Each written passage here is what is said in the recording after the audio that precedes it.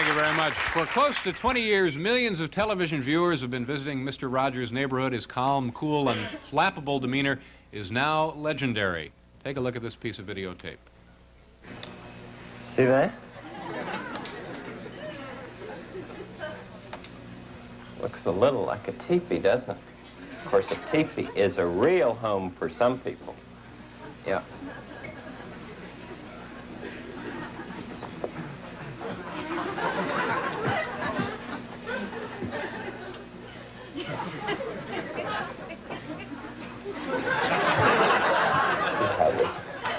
Works.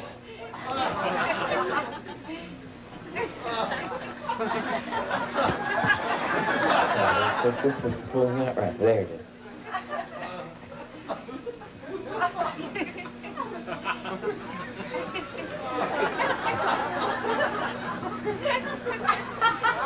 Helps to have two people to put these out.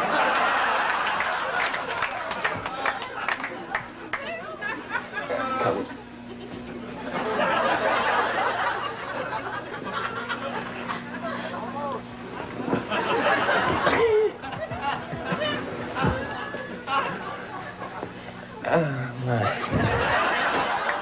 Let me try it once more.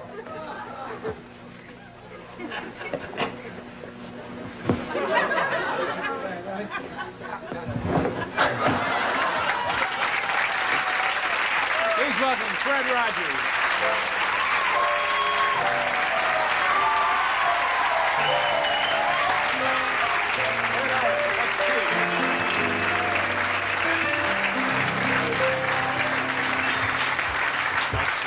Thank you. This is for me? Yeah. It's very nice of you. This is a Mr. Rogers T-shirt. There's the trolley. Very nice. Thank you. Here's a sweater, and here's some shoes. Okay. Did you bring some for everyone? Yes. Now, that sort of thing, I was surprised to see that that ever happens. Much of that go on behind the scenes on your show? Goof-ups? Sometimes things don't go right in the neighborhood.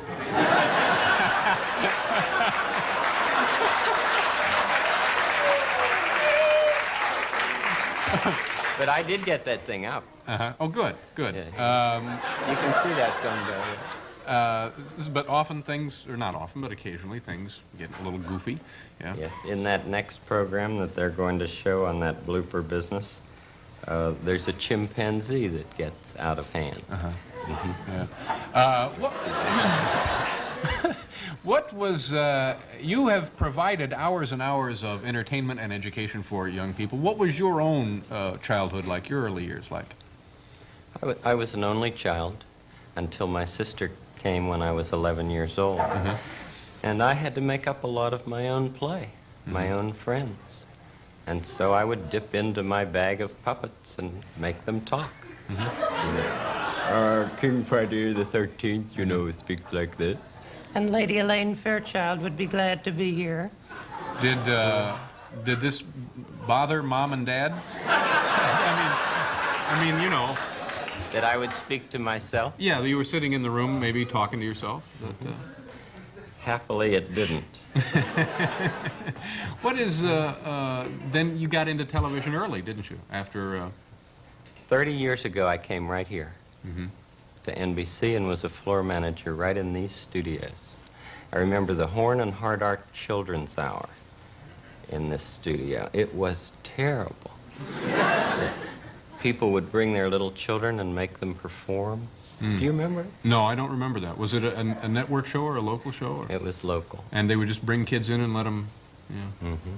Any other shows that you worked on that... Well, the Hit Parade up in 8H and the NBC Opera Theater. My degree was in music. You know, I write all the music for the program. Incidentally, Paul, we don't have enough time for that song. That's what they told me. Told you not enough time for the song? Okay. Well, maybe you and Paul can get together after the show. And Sure.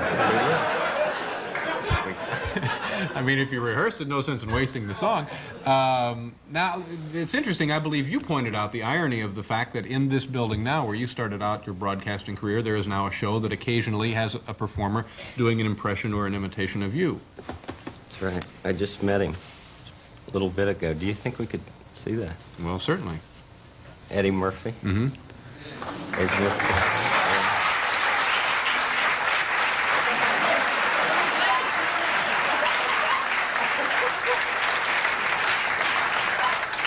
It's Mr. Rogers there in the, yeah,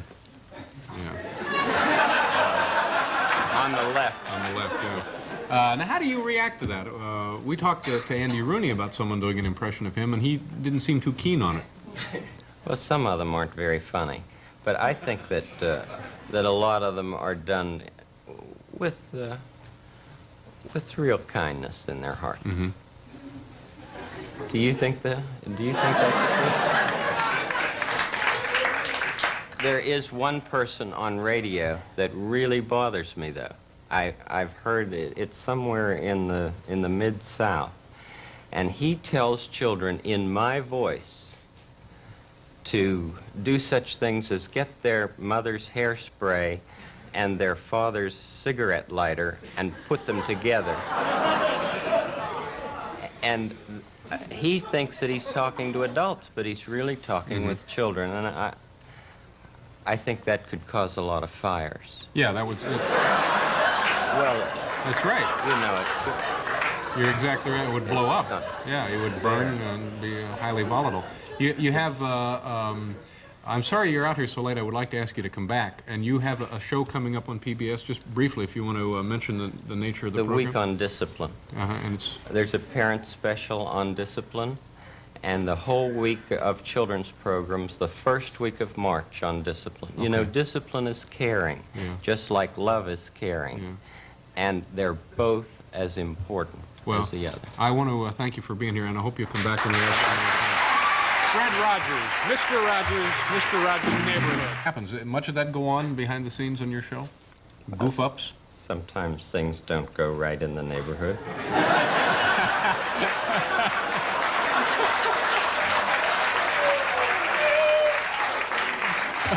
But I did get that thing up. Oh, good, good. Yeah. You can see that someday. But often things, or not often, but occasionally things get a little goofy. Yeah. Yes, in that next program that they're going to show on that blooper business, there's a chimpanzee that gets out of hand. What was, you have provided hours and hours of entertainment and education for young people. What was your own childhood like, your early years like? I was an only child until my sister came when I was 11 years old. And I had to make up a lot of my own play, my own friends. And so I would dip into my bag of puppets and make them talk. King Friday the 13th, you know, speaks like this. And Lady Elaine Fairchild would be glad to be here. Did this bother Mom and Dad? I mean, you know. That I would speak to myself? Yeah, you were sitting in the room, maybe talking to yourself. But, Happily, it didn't. what is, then you got into television early, didn't you? After, 30 years ago, I came right here to NBC and was a floor manager right in these studios. I remember the Horn and Hard Art Children's Hour in this studio. It was terrible. People would bring their little children and make them perform. Do you remember it? No, I don't remember that. Was it a network show or a local show? Or? It was local. And they would just bring kids in and let them, yeah. Any other shows that you worked on that, Well, the Hit Parade up in 8H and the NBC Opera Theater. My degree was in music. You know, I write all the music for the program. Incidentally, Paul, we don't have enough time for that song. That's what they told me. told you not enough time for the song? Okay, well, maybe you and Paul can get together after the show. And I mean, if you rehearsed it, no sense in wasting the song. Now, it's interesting. I believe you pointed out the irony of the fact that in this building now, where you started out your broadcasting career, there is now a show that occasionally has a performer doing an impression or an imitation of you. That's right. I just met him a little bit ago. Do you think we could see that? Well, certainly. Eddie Murphy? Mm-hmm. There's Mr.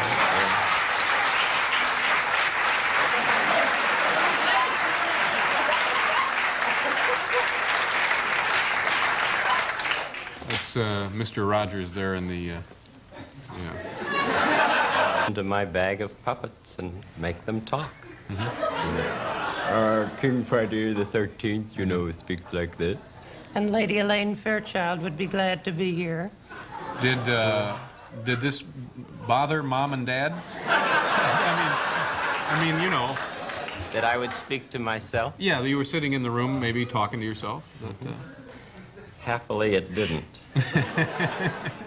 what is, then you got into television early, didn't you? After, 30 years ago, I came right here to NBC and was a floor manager right in these studios. I remember the Horn and Hard Art Children's Hour in this studio. It was terrible. People would bring their little children and make them perform. Do you remember it? No, I don't remember that. Was it a network show or a local show? Or? It was local. And they would just bring kids in and let them, yeah. Any other shows that you worked on that? Well, the Hit Parade up in 8H and the NBC Opera Theater. My degree was in music. You know, I write all the music for the program. Incidentally, Paul, we don't have enough time for that song. That's what they told me. Told you not enough time for the song? Okay. Well, maybe you and Paul can get together after the show. And I mean, if you rehearsed it, no sense in wasting the song. Now, it's interesting. I believe you pointed out the irony of the fact that in this building now, where you started out your broadcasting career, there is now a show that occasionally has a performer doing an impression or an imitation of you. That's right. I just met him a little bit ago. Do you think we could see that? Well, certainly. Eddie Murphy? Mm-hmm. There's Mr.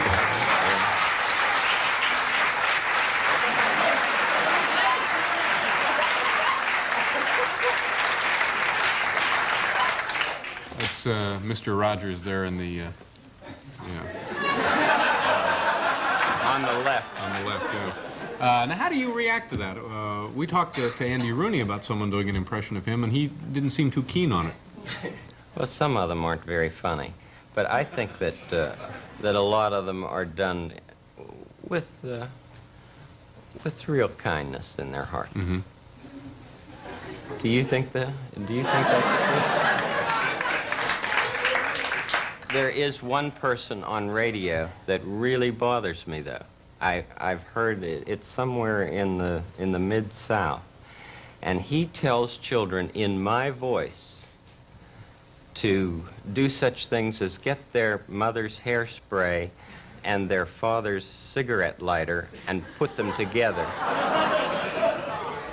And he thinks that he's talking to adults, but he's really talking with children, and I think that could cause a lot of fire.